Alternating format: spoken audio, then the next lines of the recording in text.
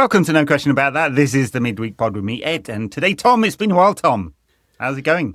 Has been a little bit of a while. Had a bit of a slight problem with a ticker, but all good. Yeah. All good now, yeah. All good. You may look young, but you're in the body of a 65-year-old man, apparently. This is it. When you've been watching United for the last 13 years and getting too involved. I have genuinely been watching the games on mute quite recently, especially that Everton game. I was like, I'm going to have to put this on mute because it's going to drive me too mad and the doctor's going to have a word. Yeah, it's not a good time to have a bad ticker and also be a United fan, especially even on Monday night as well. God.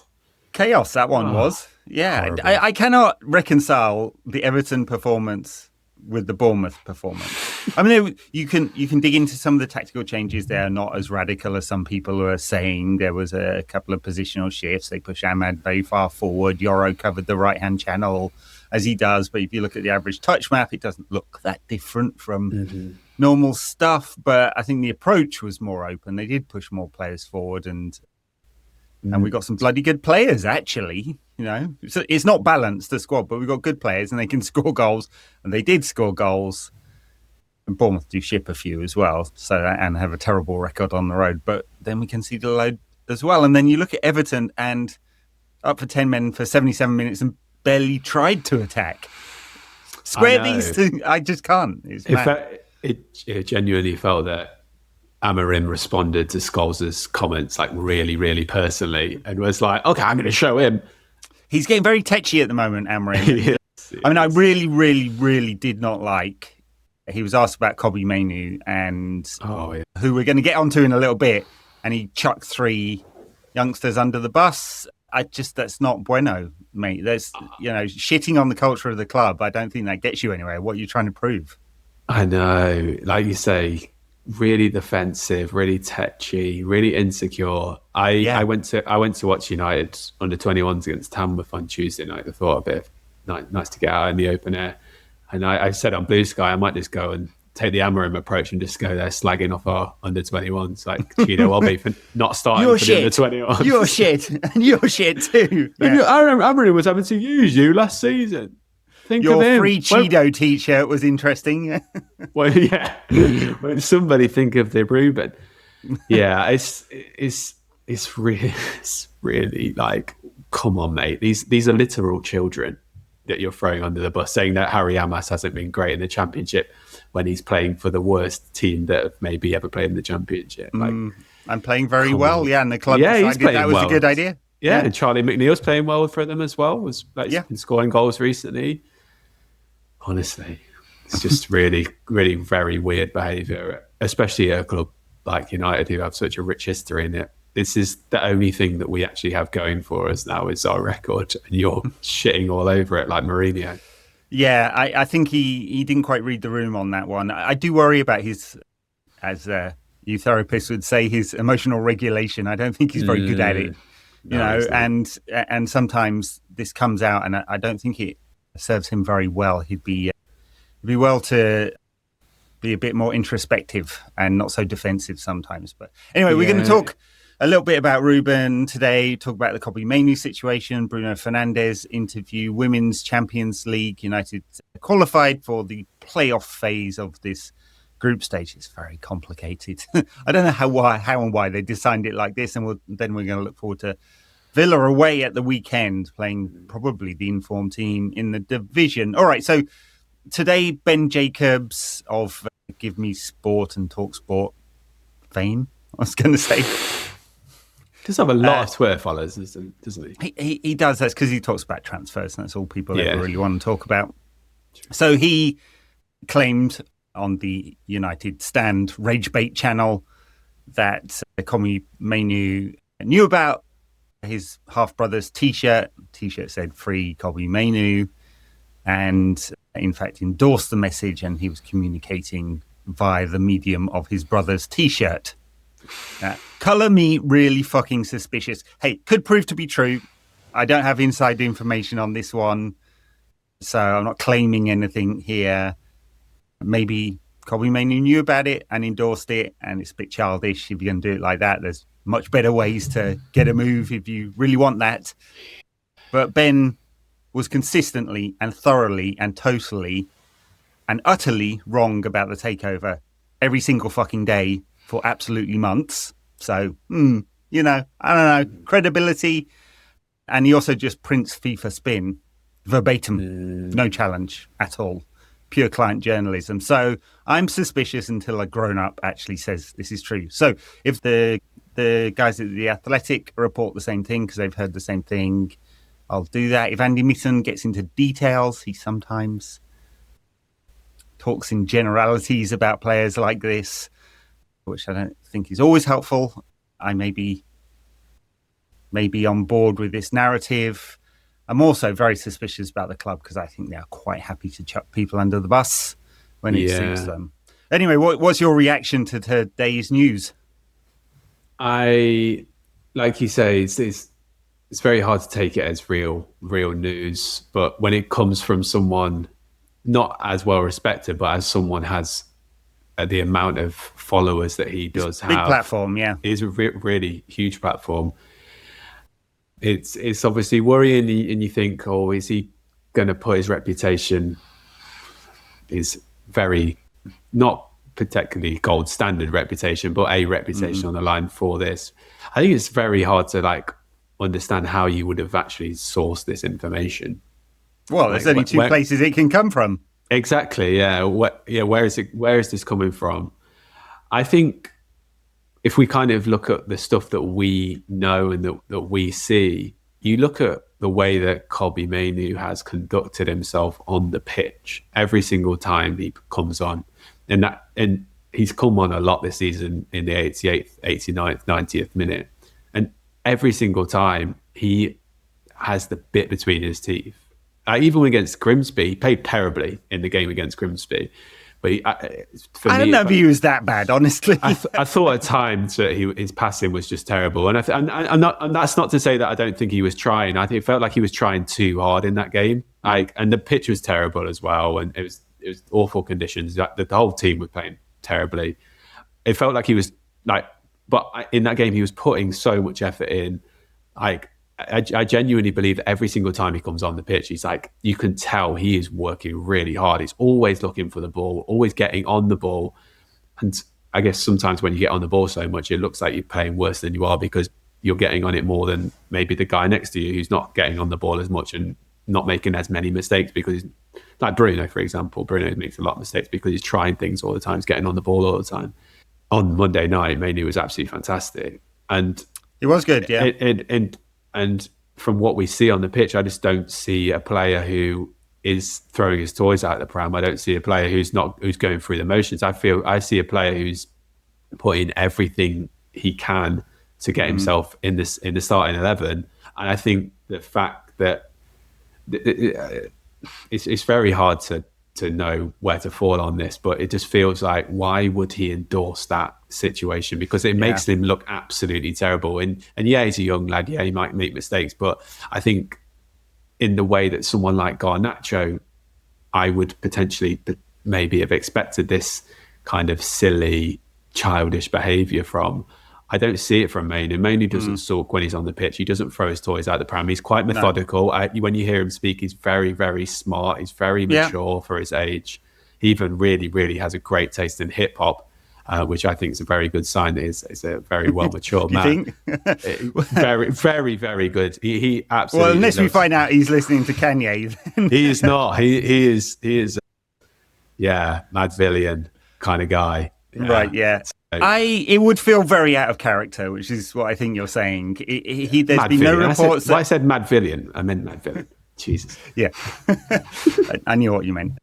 I would never claim to be a hip hop aficionado. I struggle to really get into it, to be honest. I don't. It's not like I hate hip hop, but I would not be able to answer a quiz on hip hop with a lot of authority. Got to say, but. It feels out of character for Kobbie. There's been no reports that he's down tools in training. I think we can safely say he did ask for a loan move. He's not asked for a permanent move. He wants game time. He hasn't sulked visibly when he's come on or anything like that. He's trying hard. He's not had very many minutes ever, really. I mean, he got half an hour the other day and was pretty good, probably his best half an hour of the season. He's played 3.5 full 90s this season. He got 5 full 90s under Amorim last season. He's just barely played for a year, basically, and he's a young player who needs to develop. And so, and the fact that he's asked for a loan suggests to me that he really wants to play for United, and he's waiting to see whether Amorim is here long term or not, and he just wants to develop. So this feels out of character. If he really did want to communicate via the medium of his brother, it's a bit odd, right? And it's funny, it was printed in a Nike font as well. So there's a Nike, I should say, since I'm based in these parts these days. Yeah. And I was like, hang on a minute, is this coming from the sponsor? This is a bit weird. So it's all very strange. I find it hard to credibly believe that, you know, him and his team were like, oh yeah, we should do this. Great idea. Like, unless your goal is to burn bridges, like the Ronaldo interview with Piers Morgan, right? Yeah. Burn so many bridges that you get the move that you want.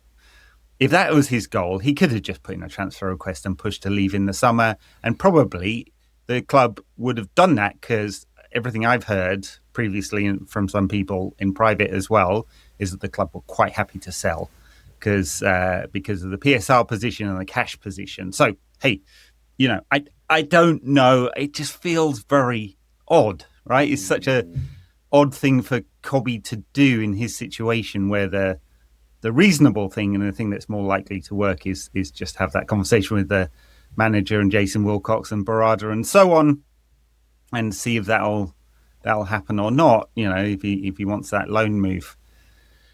That said, I always feel I'm out of kilter with a lot of the online United fan base on this kind of stuff, because it's childish.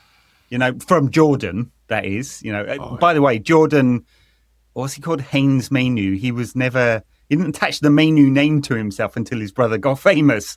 You know, anyway, it just doesn't bother me that much. I wrote a long piece on my Substack back in August with the Garnacho stuff.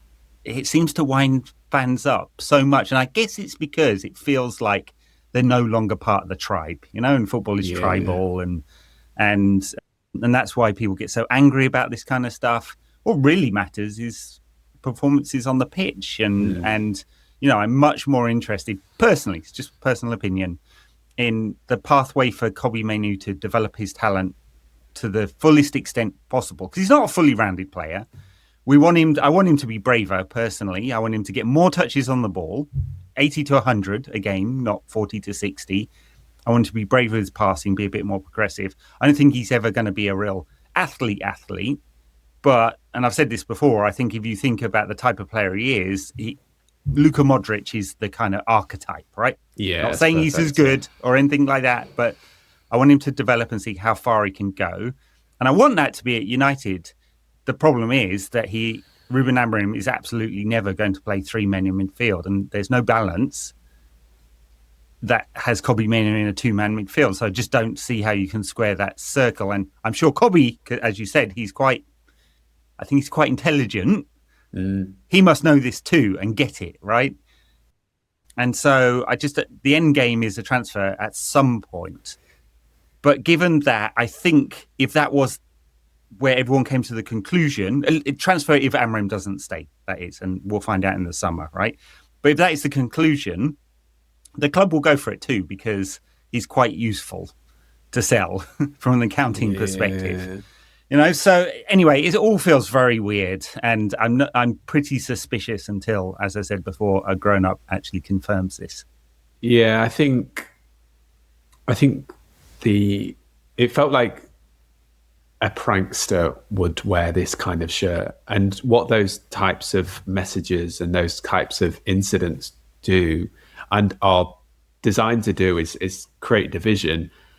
And I think you've got to, if you're just watching it from the outside, is not trying to fall into that trap and then letting it sow division like it's going to, because what is the ultimate thing is you're trying to create that friction. And if you're going, okay, all of a sudden I'm going to choose Amorim's side, then I'm going to hate Mainoo. You even if you're choosing the different side, you're letting that incident win. And that's the reason why you can't buy in. You can't get involved too much. You can't get too angry. You can't get too emotional, because at the end of the day, what we need more than anything, which will help those performances on the pitch, is the solidarity, is the togetherness. And you can't be going out hating our own players because of an incident that the brother's done. Like, even if it's very ridiculous and stupid and grim and very like childish and prankster-esque. And Kobbie Mainoo is the epitome of one of the many things that is great about this football club, is that he's a young player from the greater Manchester area who's made it, and is one of, if not almost technically, beautiful players to watch. He's so silky, he's so glossy. The way that he came on the other night and receiving the ball on the half turn, doing little jinky passes, progressing the ball forward. I think those things that, like you say, we want to see more of. I thought that we did see in glimpses on Monday night, but like you also allude to, there's just not a place for him which is suited to his style of play. And you say, hey, maybe he could play in the Bruno position. Yeah, maybe he could play in the position that Bruno's playing right now, but Bruno is a better footballer right now than Kobbie Mainoo, and he's more suited to that position also. And therefore, unless, which we're going to get into Bruno comments in a second, unless they ship Bruno out, there's going to be no room for Mainoo anyway. And also, it's not even what Amorim wants from that. Exactly. Amorim doesn't want that there. And he also, I don't think he trusts Mainoo, because I get the feeling that Amorim just doesn't generally trust young players. And you might go, oh yeah, he's been playing Aiden Heaven, but he's also been playing Aiden Heaven out of necessity. And I kind of also wonder why he's been playing in the centre personally. But yeah, I think his distrust and, well, I'm going to say it, dislike clearly about young players, the way he was going on about Collier, the way he was going on about Chido Obi, the one who was going on about Harry Amas. It's not cool. It's not cool. And Kobbie Mainoo is what makes this great club so great. And if we do end up selling him in the summer, it's going to be a sad day for United, in my opinion. Well, there's it would seem there's interest from Napoli in a loan. They may be interested in a full-time. They've got problems in central midfield. I mean, Lobotka's just come back. Anguissa's been injured for a while. Scott McTominay, they've either played on the left or slightly further forward. They sort of play a 3-4-3 under Conte, but it's a very different way of playing it than Amorim. None of the sort of up, back and through kind of tactics, pretty basic really from Amorim generally. He would probably suit that system. He'd give them a little bit of technicality and control in that midfield. He's probably seen the success that McTominay's had, and to a slightly lesser extent, Højlund, who's not scored loads, but I think his performances have been okay. And that might be a good place for him, right? So they seem to be extremely keen, insofar as the president has come out and said, we're keen. So, I think we can probably take that one at face value. Kobbie, unless he's looking for a permanent transfer, probably isn't looking for a move to another Premier League club. Although, would I be surprised if Chelsea were interested in the summer? Absolutely not. They need midfielders as well. They do play three in the middle of the park there, and don't really have a profile like his. Wouldn't surprise me in the slightest. And there'd be a lot of teams, I think, who want that kind of technical midfielder would be interested in him. One report I saw this week said there are 10 clubs that expressed interest, and they might not be City, Arsenal, Real Madrid, Barcelona, Bayern Munich yet, but it will be technical teams that are interested in him, and there'll be lots of them because he, until Amorim came, he put in lots of very high quality performances for a Manchester United team that was struggling, but he was one of the star players. He played in the Euro final. He was man of the match in the FA Cup final against City, and so on and so on and so on. And you could even argue that he changed the England team when he came into that England team. He made them a lot more progressive in midfield and added that little bit of technical quality that they were missing. It's not just for United. It's not just United bias that is clouding our vision here. It's saying, oh yeah, because for that couple of 18 months or so, it was so good for United. It was literally proven on the biggest stage playing for England as well. When you talk about it like that, it's so sad, I think, what's happened. And I fear that him going to Chelsea in the summer and the way that United have been at throwing players under the buses, that he'll go to Chelsea and leave under a cloud, and he just won't get the respect and the credit he deserves, and therefore potentially be booed when he comes back to Old Trafford because of the spin doctor the spin that United have been doing with players so far. I'm really hoping it wouldn't happen, but I don't know. That's one of my fears, I guess. Yeah, United are perfectly willing to chuck players under the bus like that. Fan service, isn't it? Yeah. All right, another player that may leave in this great midfield revamp that is going to happen, at least we can be more confident about some exits, is Bruno Fernandes, who gave an interview to Canal 11, Portuguese TV station. So sorry if I'm not familiar. And apparently this took place in November, but has only just been broadcast. It was at Carrington, by the looks of it, from the video footage. I don't know exactly how that happened or why, but I presume that was endorsed by the club, given that it took place on club property. He said a lot of very interesting things, didn't he? Yeah. He said that he had the feeling the directors wanted him to go. He wanted to stay for family reasons. He could have made a lot more money. He had a chat to Amorim. The manager wanted him to stay. Feels like that narrative is set now that the club didn't force him to go, didn't say we want you to go, but had an offer on the table and wouldn't have been that upset about taking the money. And Bruno and the manager together decided to stay. But he also said some things that felt a little bit contradictory, or at least different story. A year before, he said, I could have gone a year before. I won't say where, but I would have won lots of trophies. And at that point, the club said, no, we don't want you to go, right? I'm paraphrasing, but so the story, the narrative changed over the course of that year by the sounds of it. So what do you make of this Bruno interview? At least that for the big headlines around the transfer. I find it really, really puzzling more than anything. I just didn't understand, because usually when you see these types of interviews and when they're so vocal and when they're really, really pointed, like Bruno was about the United directorship, usually there's quite an obvious subtext and there's an obvious reason why they're doing it. So, for example, like just a very obvious example is that like Salah coming out in the mix zone for the fourth time the other day. But with this, I know, like you said, this was a November interview, but I just don't understand it. I don't know why he's done it. Like, what is the reason for it? Are you just venting? Are you just trying to get things off your chest? But why now? Why would you need to do that? I just don't. It feels really weird, and I can't get my head around it, and I can't understand it. I understand his gripes completely. Like as he said in the interview, I've given my all for this club, so much more than players around me. Yeah, everyone around me. I think almost he was kind of intimating that, and talking about players that also were at the club, and maybe that's potentially where it came from, a frustration potentially at the players around him who were potentially not meeting the standards he expects and he wants. Now he's still staying at this club, and maybe that's where he's come from, that he turned down all this money in the summer and still the people around me are still letting me down. Maybe it's something to do with that. And it felt like that. It felt like that. Because he did pointedly talk. He said, I give my all, and when I see other players not respond like that, it makes me sad. Again, I'm paraphrasing. I mean, I have all the quotes in front of me here, but it's pretty much what he's saying. So I can understand his frustration.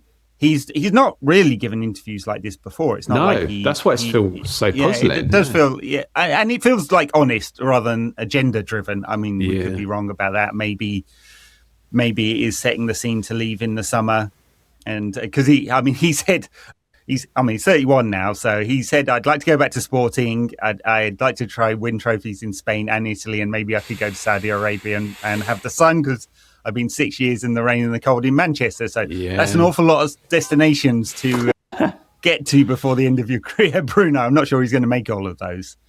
But well, who do you reckon the club he could have gone to? Not last summer, 18 months ago. He said, I could have gone and won many trophies. I know. It's no one in England, clearly. And you're thinking, what? Barcelona? I can't think that. But maybe Barcelona or PSG. But But then if he's thinking Italy, like surely he would have never gone to Italy either. So I'm only, it's not that there's only kind of a handful, like 2 or 3 clubs I feel like it could have been.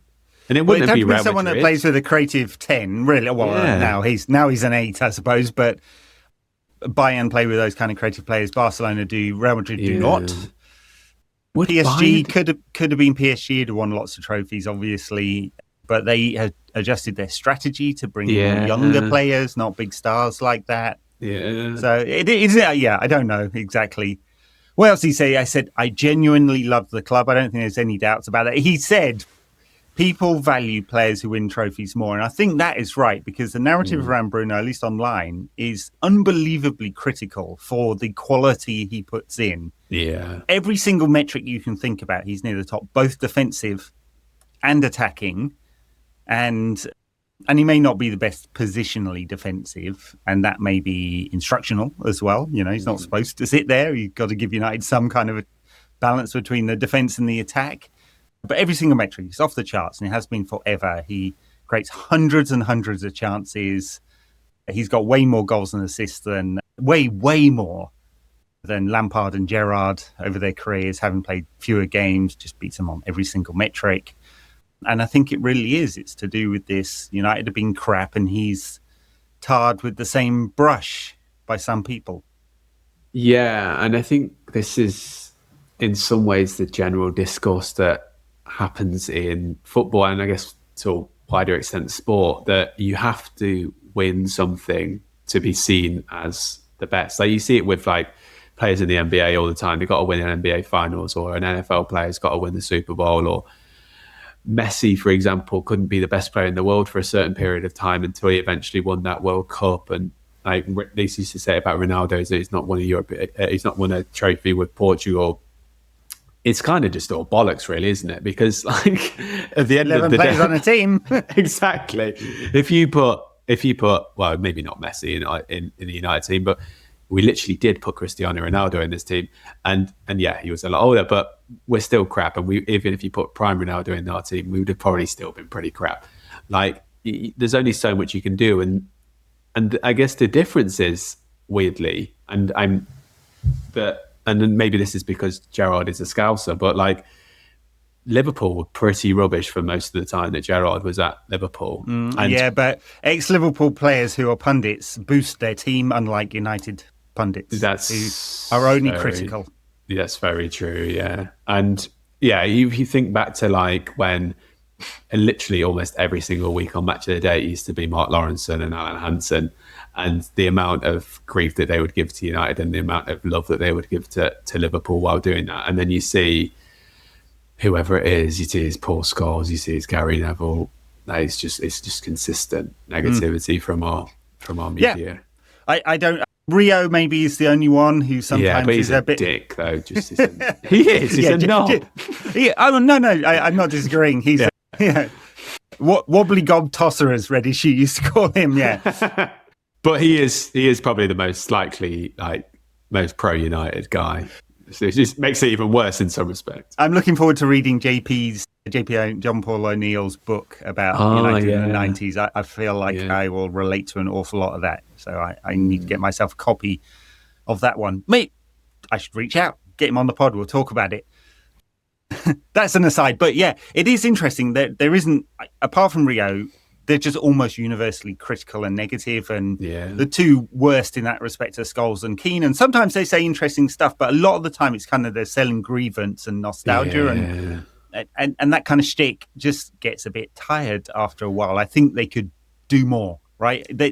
Two greats of the game, they could offer a bit more insight rather than just it's crap and I think because they're such big personalities as well, then people cower to them a little bit. So when they're on the show, like Keane's like so aggressive and angry, and he's great entertainment, and he's a great pundit because of that, in terms of like for the neutral. But I mean, if you're in the box with him and you're going, actually, I don't think it's actually that bad what we've been today, and then you're going to get a glare from Keane, and you're going to have to suffer the consequence of being in that environment with him, and therefore, and big personalities just seem to shrink other personalities. So therefore, when you've got like a big bit of a bully kind of being, not saying that he's a bully, but he's definitely has tendencies and characteristics of that. And he gives bullying vibes, that's for sure. He definitely does. Yeah. Then people are going to cower a little bit, and people end up setting the agenda somewhat. Yeah. No, I think that's right. And they have really big platforms, both through their TV work and the overlap and good bad football podcast and all of the stuff they do. The frustration, and it's not just those guys, right? It's generally with punditry.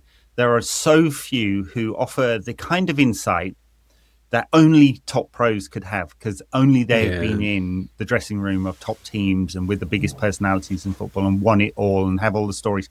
And we get so little of that in comparison to the kind of generalistic, hyperbolic, clippable stuff, which is like these kind of overviews about passion and all that kind of nonsense. And I just think they could offer so much more, right? And it's so few, just generally so few. And Danny Higginbottom, who we have out here on NBC, is very good every single time, right? Yeah, it always was great. Yeah, he always was great. And it's just like so many of the broadcasters, they know that in order to get the reach, that younger people are not necessarily watching the 90 minutes of the game, but they are consuming social media, and for something to play on social media, it has to be very, very tight and usually rage baiting and angry, because that's what triggers all the algorithms. And I think the pundits, whether they're pushed by the producers or whether they just know it instinctively themselves, tend to go down that route of being just kind of very glib about stuff and not offering real insight and analysis. Yeah, I also think that while they are right to feel, because when they were at United, it was amazing, and now they're kind of it must hurt to see the way that the standards have slipped, and therefore I can understand why they would be angry, and I can understand why they would have such grievances. It's not the same as it was in my day, and it isn't, and I can understand that, but it's also very easy, and I think that's what, because they were such legends like Scholes, Gary Neville, Keane, they don't have to think that much. They're gonna get a platform where you compare it to like you say, Danny Higginbottom. Yeah, obviously United legend in his own right, but how many games did he play for the club? Less than 20. Yeah.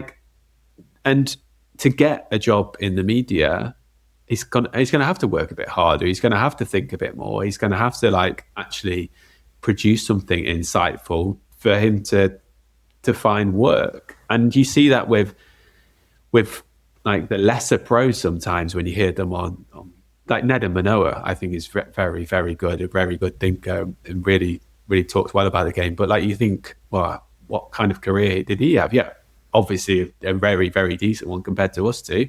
But in terms of compared to Keane, he's nowhere near.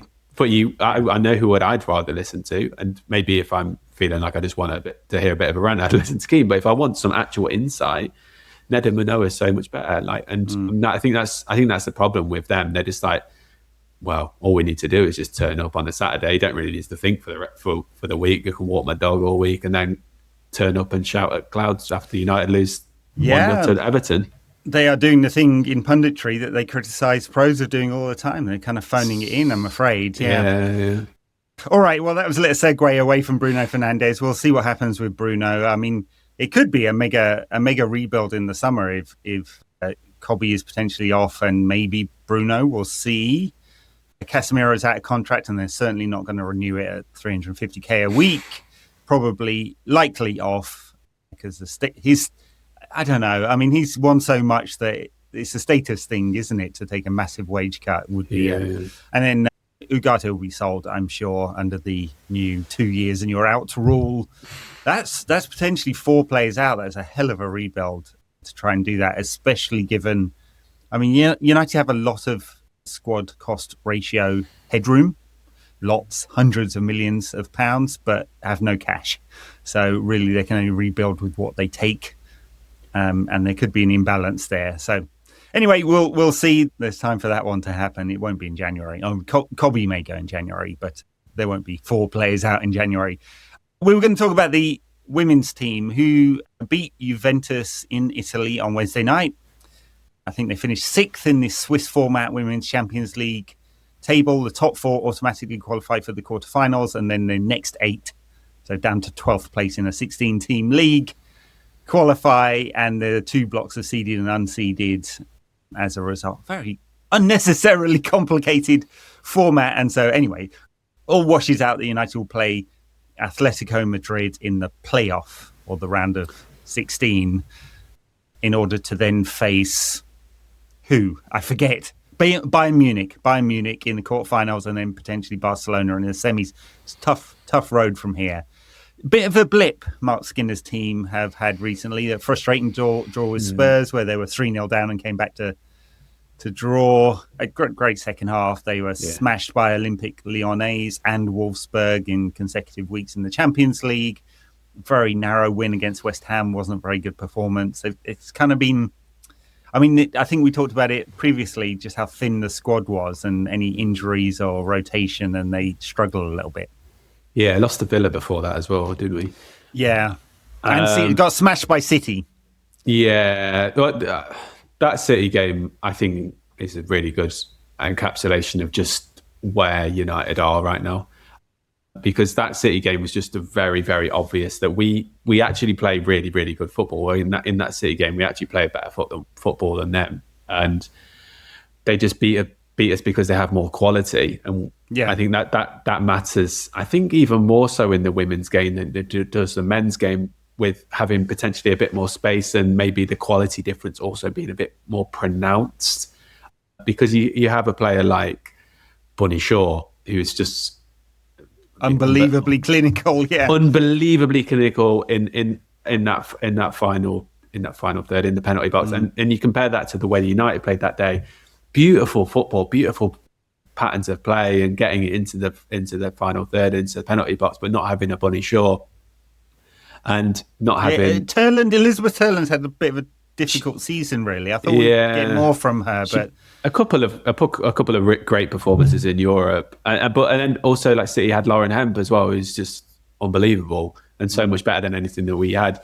And then and you go to like the recent run that we've had, and where like Mark Skinner rests a couple of players against Lyon to concentrate on the league game against Tottenham, and you see we just way off it when you start to rest a couple of players, because the players that come in, even though I really love like Leo Goldson and puts in like huge shifts, but just in terms of quality, just not quite at the level that you need from a Champions League team.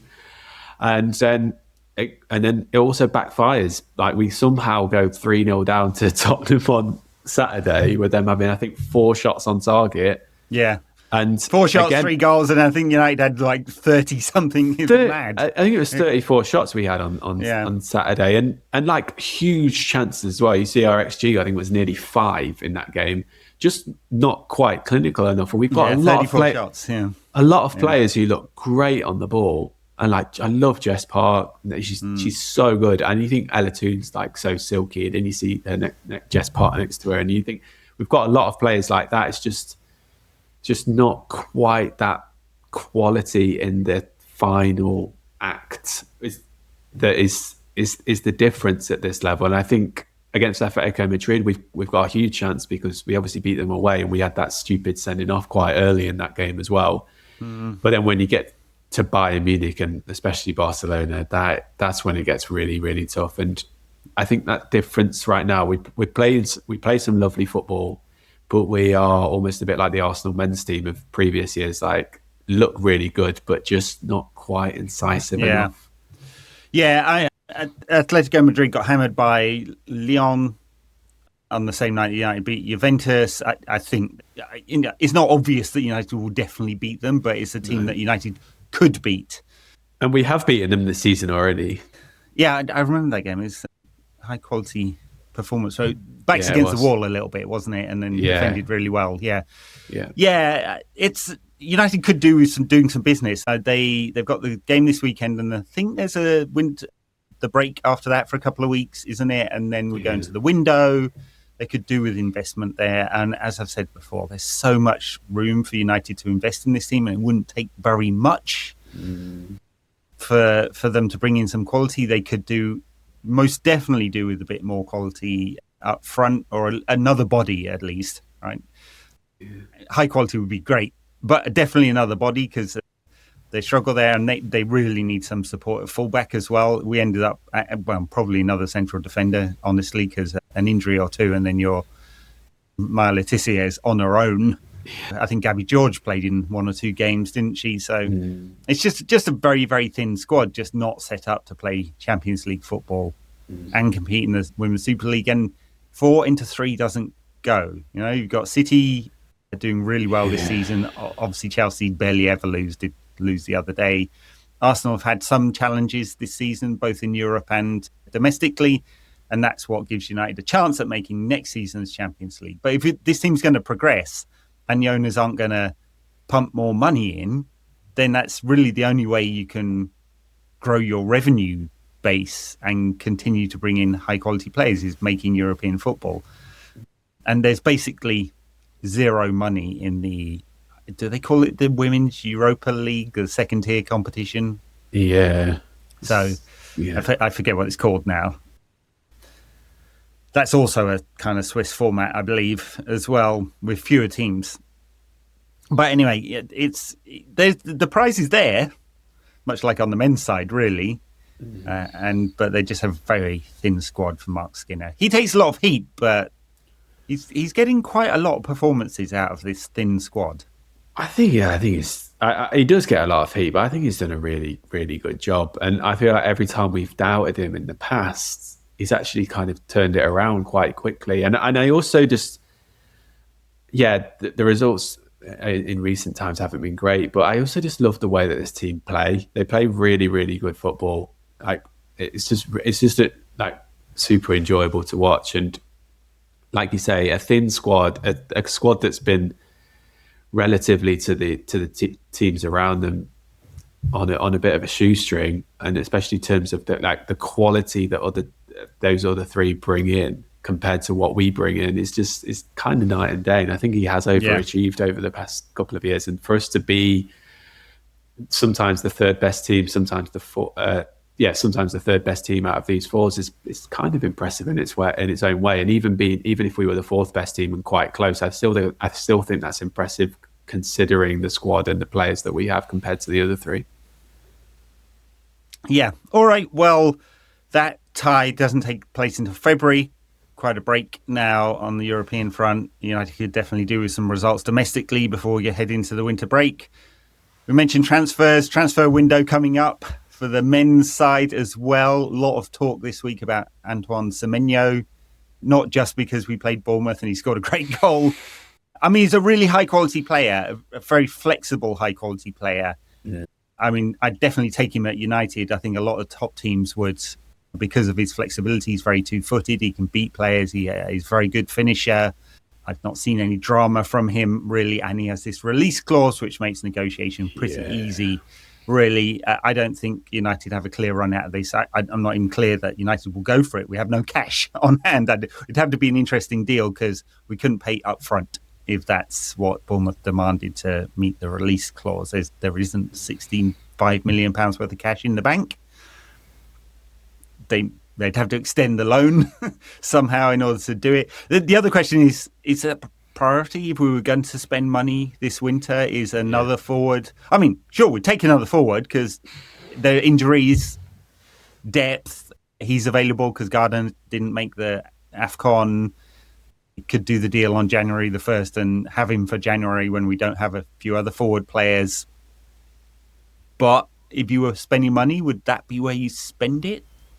Absolutely not, in my opinion. I really like him. I think he's great. You make up, and not just you making a good point about the flexibility. It's apparent that Amorim really would like that flexibility from him as well. But you also think, just straight off the bat, would he fit? Like, would he be an improvement on any of the front 3? I think. Well, you need depth as well. You do need depth, but I just think I don't really know if he fits really that well into those 3 positions right now. Like, I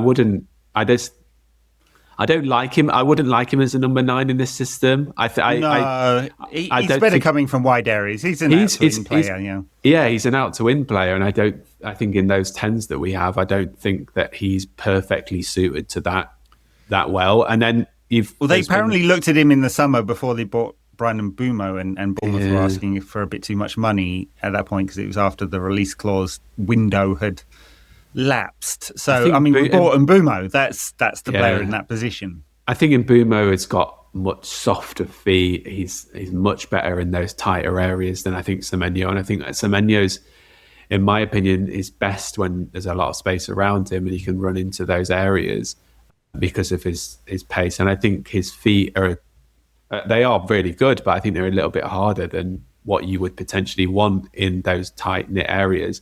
And I think that's why there's been talk of him potentially coming in and playing as a wing-back. But that I just feel stupid. Like, why would you buy a player like that and then play him wing-back? And yeah, maybe he would be a good outlet there, but it's like, why just not buy a specialist wing-back who can go backwards and forwards? And that's what also goes to the wider point. Is he the right player that we need right now? I think no. Like we need centre mids above anything. We need specialist wing backs to improve upon there. I mean, that you have to sort those two positions out before you find another player who might be able to play in that front three. But I think also look quite awkward in doing so initially. Yeah, Ruben said the other day that he wants an Ahmad on the other side when he was insulting Patrick Dorgu. Again, it's okay for fans to insult Patrick Dorgu. I mean, there's lots to like about him. He's produced almost nothing in a year at United. We can say it. The manager shouldn't say it in public. I mean, as long as closed doors. As long as they're under 23, then they're fair game for Ruben. Yeah, apparently, yeah. Anyway, this notion that he could play at wing back. I mean, I've personally never seen him play there. Did he earlier in his career? Because I don't remember that at all. I'm damn well sure he's not done it for Bournemouth. Did he do it for? Who did he play for before Bournemouth? He was in French football, wasn't he? Yeah, forget. I totally forget.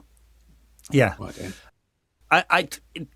I mean, all his metrics are he's in the top bracket for all the attacking metrics. If you wanted an Ahmad on the other side, and you did do that, I mean, if you said that Amorim's vision is to play with lots of attacking players in wide areas, because that's kind of what they did at Sporting. They had Quenda and the other guy on the other side that did really well for him in wing-back areas. They were basically attacking players. And then you play with the three at the back, and the wide centre-backs can fill those channel areas, and you play two sitting. So if the goal is to evolve the central midfield and you have two more, let's say, positionally disciplined defensive players sitting in front, and then lots of attacking players or those two attacking players in those wide areas and the 10s that are a bit narrower, if you say that's the vision, then you could kind of I guess convince yourself that this is the plan going forward. We've never actually done it. He's never actually played two attacking players in those wing-back roles in 60 games at United. Pretty sure he's never done that. No. It's always more one defensive and one more attacking, or two defensive, which completely neuters the team. So, and he had the option to do that, I think, with Garnacho last season. If you were going to try because Garnacho was really, really struggling in those 10 positions. You'd think, why not just give it a go, especially towards the end of the year? Because he's good over big spaces, Garnacho. Yeah. And tight spaces. If you're thinking if that's your vision, if that's what you want to do, and we're losing every week anyway, I'm surprised you didn't ever give that a go. I think that's what people expected Garnacho to play in that position initially. But yeah, it's weird. Even when we have had the option to do that, he's just never tried it. And you think kind of to what the squad is right now, I don't even know who else would be able to play in that wing-back position. It's kind of not even an option anymore. There aren't, unless you go into the under-21s and ask Tyler Fletcher or Bendito Mantato to do it, both of whom have played that role in the at least both play at left-back. Yeah. At some points in the 21s, but Amorim showed no intention of doing that, so I don't expect it to happen. To be honest, I think Semenyo will end up somewhere else. Would Liverpool want another wide forward? Could do, depending on how they see the Salah situation, I suppose. City would, but you'd be in a rotation with Ryan Cherki and potentially Bernardo Silva, who may be off in the end of the season anyway, almost certainly, alongside Pep and the rest of the squad when they finally get relegated. I wonder about a decision. I wonder about Arsenal as potentially a Martinelli replacement. If Martinelli goes, but it wouldn't be this winter. So. Yeah, no. Yeah, it's true. Yeah. Yeah. They have a lot of options in wide areas, because they've got Trossard and Saka and Madueke and Martinelli. So, it's... I mean, Real Madrid could do with another one, but really only if Vinicius or Rodrigo go. Mm-hmm. Or they could do with a rotation option. There are a lot of top teams that would want Semenyo. Will it happen this winter? Could do. I mean, the option is there for a lot of teams. Mm-hmm. So they say it's a hard window, but not when you've got a release clause. Yeah. Yeah. All right. Before we go, we better talk about Villa. Form team. I was looking at who they've beaten, Arsenal and City in this current run. The only team they've lost to is Liverpool in the middle of Liverpool's worst run of form for years, which was slightly odd. There's a lot of chat amongst the data community that they're overperforming their stats, and they are. But I also think they're kind of set up that way. So they've got a lot of players who can score in moments. They have conceded more goals than they'd probably like to. They basically concede every game. But they're not shipping loads. What do you make of Villa? They had a tough start to the season, and I think everyone was like, is this the end for the manager? But he's a good coach. He knows what he's doing. Really is. And like you say, they are overperforming their XG. But then when you look at the way that someone like Morgan Rogers strikes the ball, you're thinking that goal he scored against West Ham at the weekend. It's not luck, is it? It's just quality. Yeah, exactly. Yeah. If you give him a bit of maybe 5 yards of space in a position quite central, 25 yards out, you're thinking he's probably going to, he might hit the back of their net here. He's going to at least get this on target. Really good quality player. He is so good. England are so stocked in those kind of very highly technical, like attacking midfielder wide players. Yeah. I see him as, even from almost the first moment I saw him in the Premier League, I was like, this guy is something special. The way that he's so technical, so purposeful, and so physical. Like he just shrugs players off. He's like a Jonah Lomu of football in some respect.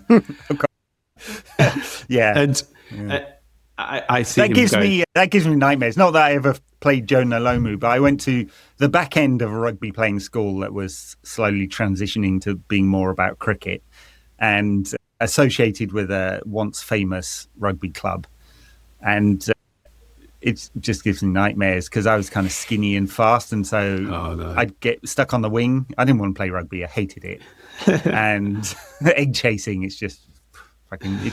It's for piss drinking, like, posh boys, isn't it? And anyway, so I got to throw the ball, and some bruiser would whack me. It's fucking horrible. Hate it. Anyway, go on. Aston Villa. That is literally Morgan Rogers when he plays football. You see like players like literally falling off him when they try and barge him out of the way. I mean, imagine him as a 10 at United. He would be absolutely magical, I think, in that position. And I feel like he is just an X factor. And like you say, England are stacked in that position. And there's been this comparison, like, who's he going to play? Is he going to play Morgan Rogers or Bellingham? And you're thinking, Rogers is probably more suited to the England team right now. And maybe Bellingham creates a lot of shot creating actions. Like, he makes things happen. So that's why in clutch games you'd probably end up playing Bellingham, even if Rogers is the form player and looks really good and silky. I mean, you're going to need it could be a very long World Cup in boiling hot conditions. You're going to need all these players anyway. Yeah, but then the players around him, like McGinn, is ageless. You're thinking like at the start of the season as well, like, they've got players like McGinn. They lost Rashford, they lost Asensio, like both going back on loan. They've not made any signings. They've signed Jadon Sancho. They signed Harvey Elliott, Harvey Elliott's barely kicked the ball for them. Harvey Elliott's been frozen out. They will not option him. He's not going to play again this season by the looks of it. It's really weird. Really Sancho strange. Has been doing nothing. Yeah, and obviously can't play in this one anyway. All those amazing attacking players they had, and you're thinking, they are going to be in trouble. But then you get players like Marlon stepping up, and Marlon's been great for them. Ollie Watkins hasn't even reached his barely top been form scoring. Yet.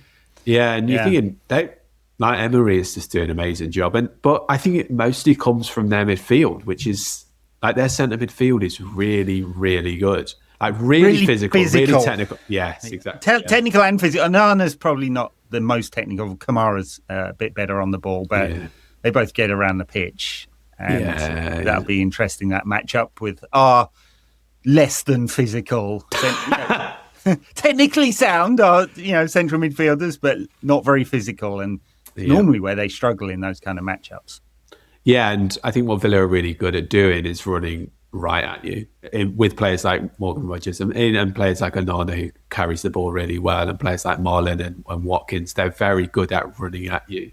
And what we have just been bad at for like the last 3 years or so is teams running at us. And it happened with Bournemouth on Monday night, and whenever they kind of ran at us, they were able to find gaps in our defence and in our midfield, and that's where I feel like Villa are potentially going to hurt us quite badly. Yeah, I'm worried about this one just because of that physical matchup in midfield. Casemiro suspended. Does that? Let's assume that means Ugarte in central midfield. He's barely played. Every time he comes on, it's an absolute fucking disaster class. That is not opinion either, is it? It's just true. No. He's been absolutely dreadful. He's put in some world-class stinkers when he's come on for the last 10 minutes, and he's a better player than he's shown, but he's always been a very one-dimensional player. It's what I was worried about that when we signed him. I remember Andy Mitten saying from Paris Saint-Germain sources said he would be our best player. I was like, really, mate? Why are they selling him? Not that Mitten was saying that was his opinion at all, but he'd been relaying what Paris Saint-Germain had said, and I was like, I don't know about this. If you look at Uarte's metrics, it kind of the data and the eye test stack up completely. Yeah. So he kicks a lot of people, he makes a lot of tackles, puts in a lot of interceptions. He's absolutely dreadful with the ball at his feet, trying to pass it more than 5 yards. But he's still got I guess amongst the most frustrating things, if he's there because he's supposed to be a good defensive player, he's still prone to making really stupid defensive mistakes as well. Yeah, it's where he stands and the spaces he covers. Like he is good at winning the ball back, and he's really like good at closing people down.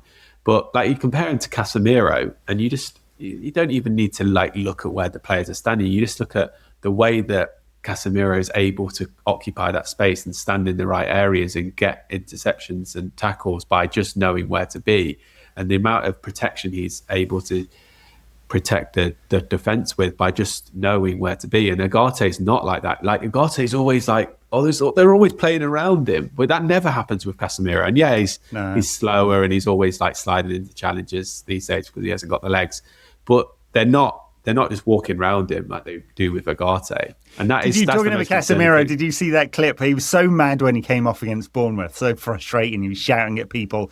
He puts his coat on upside down and didn't even realise. Go find it. It's brilliant. It's really funny. Yeah. I wish we had Casemiro, who was 5, 6, 7 years younger, because it's true, he just doesn't have the legs. He's playing 60 minutes once a week, and that has helped him put in much better performances. When he was trying to play twice a week last year, he was tired, he physically wasn't up to it, his legs are gone, and he was quite dreadful at times. And I think we all thought it was the end, and they've done a very sensible thing for him by managing his minutes. Clearly, he doesn't like it, but it's good for him because we're getting a good hour of high quality from him every game. But he's going to be a miss, and probably a year ago, I didn't expect it. I thought we would have probably sold him, but we didn't find a buyer, and it's been to our benefit this season. But this is going to be, I mean, a lot of chat against Bournemouth about whether it's 4 at the back or 3 at the back. I mean, it was a 3 with some flexibility, but we don't have Ahmad, we don't have Mbeumo, we don't have Casemiro. Sesko's just back from injury. What the hell's it going to look like? I mean, I assume Mount will come into the side alongside Cunha and Sesko up front, and Ugarte and Fernandes in midfield. Yeah. I don't know what the hell we're going to do in wing-back position. So I guess Dorgu comes in and Dalla goes over to the right. And I don't know. It feels like... Oh, my God. Yeah, exactly. Maybe we have a bit more defensive solidity, but where are the goals going to come from? Every time we play 2 defensive players at wing-back, we're just completely neutered. There's no width and no attacking stuff from wide areas. And so you can just play quite narrow, which Villa will do anyway, and block off all the passing lanes. And where are the goals coming from? I don't know. Maybe I'm being overly negative. I'm sure everyone will tell me that I am being, but I really struggle. It looks like a really difficult game, is what I'm saying. I don't think you're being overly negative. Just detailing that and just naming that team that you just named right now is so uninspiring. The wing backs alone is that's the bigger. Makes That's me want to cry. Problem.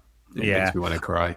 I'm all for Mount being in the side. I think. Mine's great. He's provided a lot of balance to United. He's obviously just a very different player than Mbeumo. He's not direct, right? So Sesko will be very important to give United some penetration here. But I just don't think he's going to be fit, and therefore I think we're going to. And he already.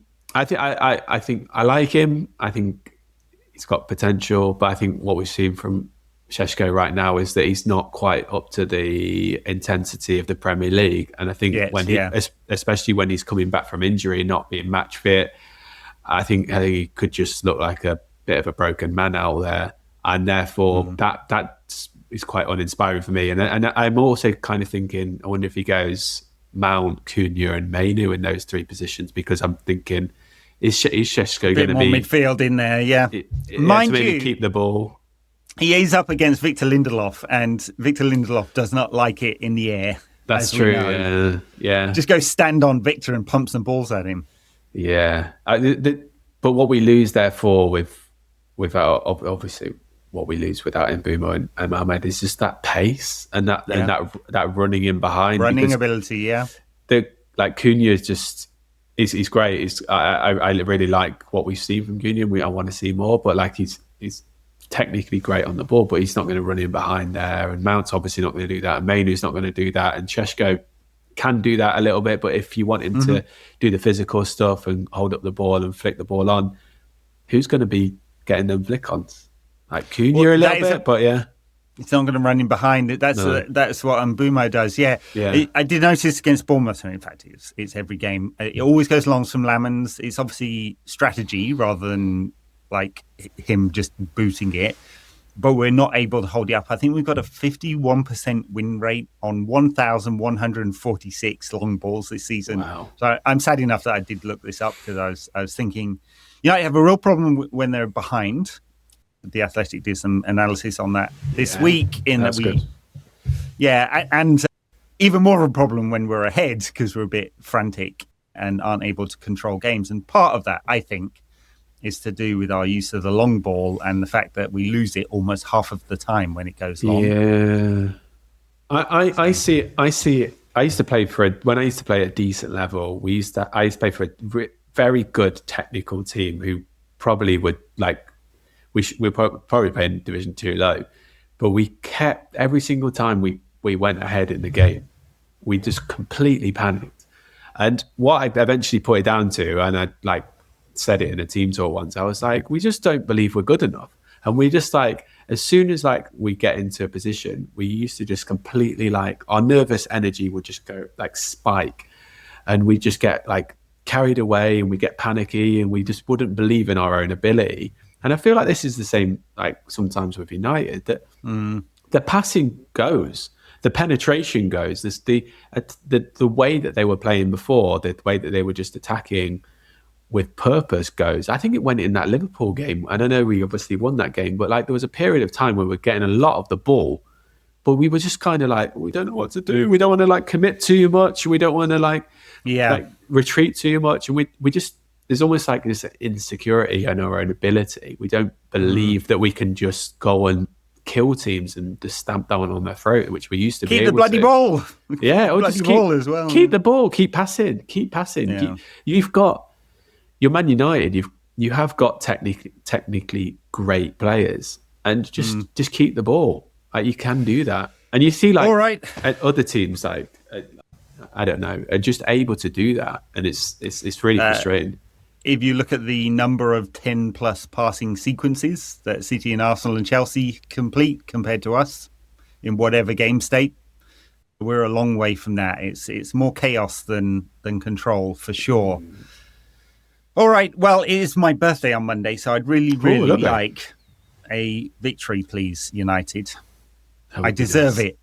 Yes, you do. Little birthday treat. Yeah. All right, well, Thank you, Tom. That's somehow a long one. Funny how we managed to extend these podcasts even when there's no game. There's just never a single day of no Manchester United news, is there? There's always something to moan about. Isn't there just? Yeah. I was a guest on another podcast this week, and they asked me, where did the name come from? So I explained the story around, Ferguson's verbal tick, but also, evolution from United Rant and Rantcast. And I just didn't feel like the rant piece was quite as relevant anymore. Somehow we managed to do that sometimes, though. Cool. Yeah, come full circle every now and again. Now and again. All right, Tom, thank you very much. Backers, patreon.com/NQAT pod, or you can become a backer there. Me and Dom talked about some of these system changes this week. You can catch me on Substack as well. I'm still pumping out the content, Tom. Woo! Yeah. Go and subscribe. If you subscribe on Patreon, Substack, or Apple, you'll get all the content. I have set it up so it happens. And we appreciate it very much. Tom, are you on the internet these days? I only see you on Blue Sky. Yeah, it's just a Blue Sky. I'm just a part of the woke brigade on Blue Sky, ranting about the people on Twitter. We rant so much about those Twitter guys. It's a purity test, isn't it, for you guys on Blue Sky? Exactly. Oh, no, we're so pure. We are so pure over there. That's all we talk about. Yeah. Well, you go off there and feel superior. I'm going to go and shout at someone on Twitter or something like that. All right. Thank you very much, listeners, viewers, wherever you are. And Tom, we'll catch you next time.